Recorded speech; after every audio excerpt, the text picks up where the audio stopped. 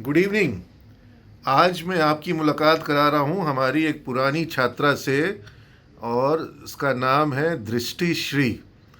2013-16 batch की student थी और बीसीए का कोर्स किया था, है ना? Yes. बीसीए। और दृष्टि श्री अभी टीसीएस में जॉब कर रही है, अच्छा पैकेज है। साथ ही साथ कुछ और ऐसी बातें हैं जिसको कि मुझे लगता है कि नए स्टूडेंट्स को और जानना बहुत ज़रूरी है। जो सीमेज में पढ़ रहे हैं उनको ज़्यादा ज़रूरी है, ताकि वो समझ सके, वो प्रेरणा ले सके कि किस तरीके से एक छात्रा अपनी मंजिल खुद तय करती है और अपनी सफलता की कहानी खुद से लिखती है। तो दृष्टि, तुम अपने बारे में बताओ पहले। हाय, मैं दृष्टि श्री। जैसा सर ने बताया 2013-16 AKU BCA बैच की हूँ। मेरा प्लेसमेंट कैंपस प्लेसमेंट ही हुआ था TCS में। अभी मैं उसी कंपनी में कंटिन्यू अभी तक तुम स्विच नहीं करी? सर अच्छी टेक्नोलॉजी का वेट कर रही हूँ और स्टेबिलिटी के साथ फाइनेंशियली भी आई एम सेटिस्फाइड। तो फाइनेंशियल सेटिस्फाइड हो? यस सर, क्योंकि मुझे अपनी फैमिली को भी सपोर्ट करना लगभग है। मंथली कितना मिल जा रहा है? 80,000। 80,000 एनुअल पैकेज? 12 12 समथिंग। हाँ, तो फिर सेटिस्फाइड तो हो, लेकिन तुम्हारे कैलिबर इतना है कि तुम इससे भी ज़्यादा अर्न कर सकती हो। यस। मतलब अगर तुमको मैं कहूँ कि तुम 20 लाख रुपए एनुअल पैकेज में आ जाओ तो तुम्हारे लिए गलत नहीं है, तुम आ सकती हो। तुम्हारे बैच के बहुत से बच्चे आ चुके हैं। सर चांस मिलेगा तो मैं आ जाऊंगी। हाँ, नहीं, चांस क्यों नहीं मिलेगा? कृष्णा कुणाल तुम्हारी बैच में था ना? Yes sir. हाँ, तो 23 लाख पर अभी है वो। हाँ, हाँ। इंटर में। हाँ, और भी बहुत सारे स्टूडेंट, वो जो 37 लाख के पैकेज पर है, क्या नाम है? शांत।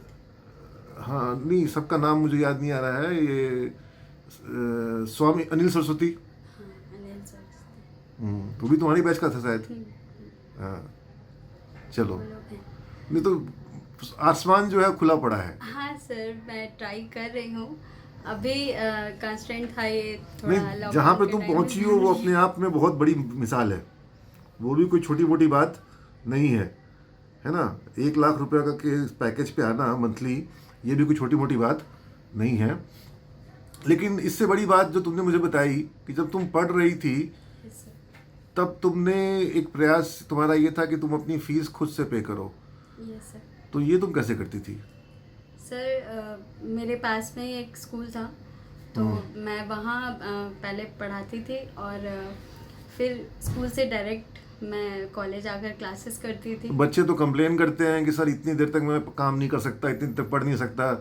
तो तुम पहले पढ़ाती थी, फिर पढ़ने आती थी, और उसके बाद फिर ट्यूशन यहाँ से जाकर कुछ होम ट्यूशन्स होते थे। तो सोचो, फिर जो घर स्टूडेंट जाके- कंप्लेन करते हैं कि इतनी देर तक मैं पढ़ाई नहीं कर सकता, उसको दृष्टि सी का एग्जाम्पल लेना चाहिए, जो सुबह कितने बजे से पढ़ाती थी? 6:30 6:30 से पढ़ाती थी, और कितने बजे तक? 1 बजे तक यहाँ क्लासेस होते थे 1:30-1:45 से। हाँ, मुझे यहाँ के टीचर्स ने काफ़ी हेल्प किया है। हाँ। फर्स्ट सेमेस्टर में थोड़ी प्रॉब्लम हुई, फिर रूटीन क्लासेस थोड़ा एडजस्ट हो जाता था उस अकॉर्डिंग कि मेरी मेजर क्लासेस ना छूटे। अटेंडेंस तुम्हारा कितना रहता था? अटेंडेंस मैं बहुत कम क्लासेस मिस की हूँ।